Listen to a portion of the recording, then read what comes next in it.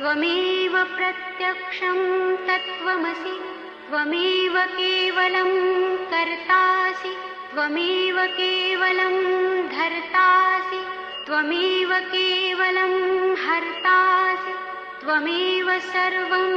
खल्विदं ब्रह्मासि त्वं साक्षादात्मासि